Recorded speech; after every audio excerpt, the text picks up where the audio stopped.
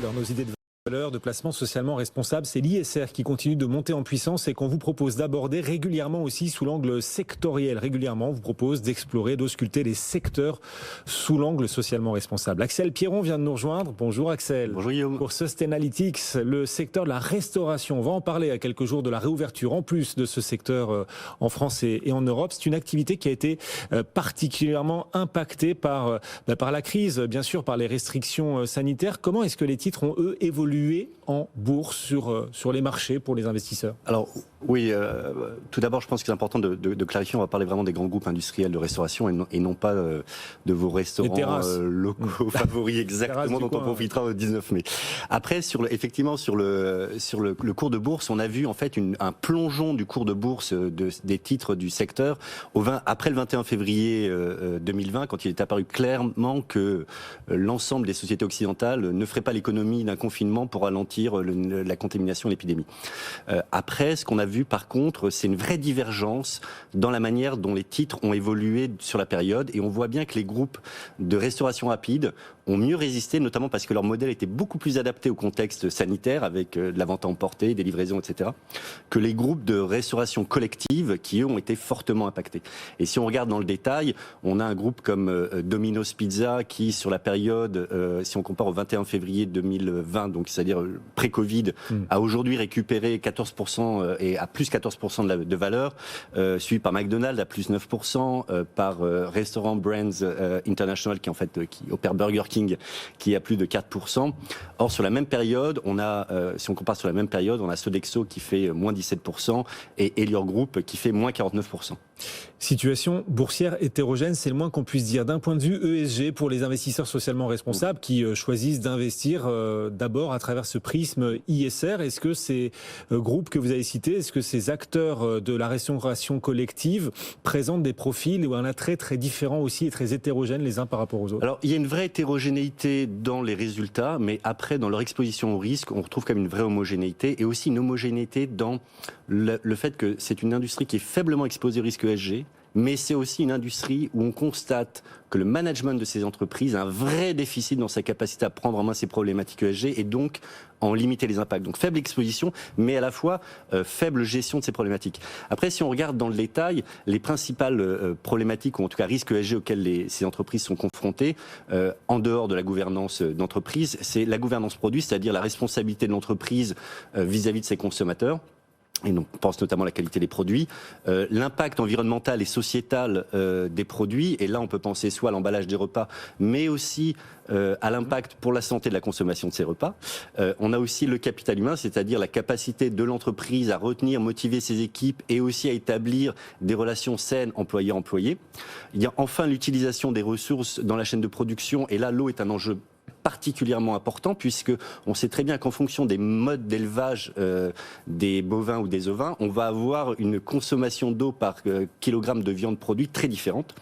Et puis enfin, le dernier élément, c'est le risque carbone, le risque des émissions carbone. Oui. Et là, c'est une industrie qui est pour l'instant faiblement exposée à ce risque comparé à d'autres qui sont beaucoup plus émettrices. On sait néanmoins que la restauration est extrêmement dépendante des systèmes de chauffage, d'air conditionné pour le confort de ses clients, mais également des systèmes et des machines de cuisson ou de réfrigération pour ces préparations. Or, si pour l'instant le régulateur n'a pas encore vraiment focalisé son attention sur ces problématiques-là, on peut penser qu'à terme, nous devrions voir cette exposition augmenter à l'avenir. Ça va venir, ça va venir. Alors c'est là qu'il faut savoir avoir les instruments pour comparer. Justement, quand on regarde dans cet univers de la restauration collective, vous le disiez, c'est malgré tout parfois hétérogène. Est-ce que des sociétés se détachent face aux divers risques ESG ? Alors oui, certaines entreprises se détachent, mais comme je disais tout à l'heure, on constate quand même néanmoins généralement une gestion assez faible de ces problématiques. Après, si on regarde les 3 entreprises de la restauration rapide dont on avait parlé tout à l'heure, c'est un vrai tir groupé, c'est-à-dire que les 3 entreprises se retrouvent dans la catégorie des risques moyens, avec en tête, on va trouver Domino's Pizza qui a un risque ESG évalué à 20,9, suivi par Restaurant Brand International, donc Burger King qui va être à 23,8, et enfin McDonald's qui est à 23,9. Donc vrai tir groupé là. Et puis il est important de noter quand même que, en tout cas pour Domino's Pizza et pour, je vais l'appeler Burger King, nos analyses constatent une vraie amélioration du profil sur l'année écoulée. Et donc une prise en main d'un certain nombre de problématiques ESG par le management de ces groupes-là. Maintenant, si c'est des groupes qui sont faiblement exposés au risque ESG, c'est quand même des groupes qui sont soumis à de nombreuses controverses, notamment en termes de gouvernance produit, mais aussi de capital humain. Et en gouvernance produit, McDonald's est aujourd'hui au centre de nombreuses controverses en Asie, mais également aux États-Unis, liées à la vente de produits contaminés, notamment au E. coli. Mais également McDonald's est sur notre liste d'entreprises à surveiller concernant le respect des normes onusiennes des droits de l'homme dans le traitement de ses employés. Bon, voilà l'état des lieux et on n'a pas parlé des acteurs français pour l'instant. Dans ce classement que vous proposez chez Sustainalytics, comment se situent les deux acteurs français de la restauration collective que vous suivez? Alors on va commencer par le premier de la classe, qui est Elior Group, qui avec une note de 19,5 se situe vraiment dans la partie des risques faibles et qui se situe en deuxième position sur les 126 entreprises de restauration que nous avons évaluées. Donc très bonne position. Et effectivement, les analystes Sustainalytics considèrent que le management de cette entreprise sur un certain nombre de risques ESG est bien au-dessus de la moyenne, et notamment concernant la gouvernance produit. Après, si on regarde Sodexo, le résultat est un peu plus compliqué à analyser parce que le risque ESG de Sodexo est fortement négativement impacté par son activité Sodexo Justice Services, c'est-à-dire l'opération de prison privée, et notamment parce que cette activité-là est au centre de controverses liées à la mort de plusieurs détenus dans ces prisons, ce qui forcément noircit fortement le tableau. Ah oui, oui, il faut bien les nourrir malgré tout. Bon, oui, ça noircit, ça crée un peu de perturbation dans la lecture sous l'angle ESG malgré tout. Ça peut poser problème. Mais Sodexo arrive quand même reste dans la catégorie des risques moyens, alors dans la fourchette haute avec une note de 27,9, et notamment parce que d'un point de vue positif, on peut noter que Sodexo a une meilleure gestion que ses pairs de son capital humain.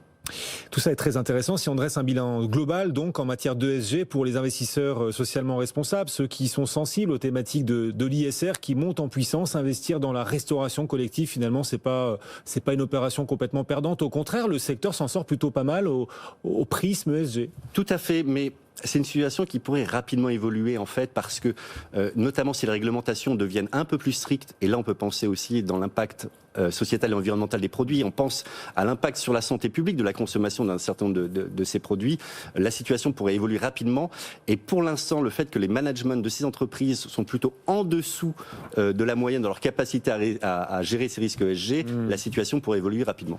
Oui, il va falloir qu'ils aient de l'avance sur la courbe et sur la réglementation parce qu'elle pourrait vite les rattraper. Merci beaucoup Axel de nous avoir présenté ce secteur au prisme de l'investissement socialement responsable. Axel Pierron pour Sustainalytics qui nous accompagne régulièrement. Bon retour, à très bientôt. Partageons nos valeurs, nos idées de valeurs de placement ISR, c'est chaque jour vers 16h20. Vous en avez désormais l'habitude sur BFM Business. Le CAC 40 est en hausse, toujours d'un peu plus d'1%. Dans un instant, on joindra à New York. Sabrina Quagliosier nous attend. Wall Street où la tendance est finalement assez mitigée. On rebondit très timidement après la nette baisse d'hier. On répondra aussi dans un instant à l'ensemble de vos questions sur tous vos placements. Vous pouvez nous envoyer vos questions, n'hésitez pas sur notre site bfmbusiness.com. À tout de suite.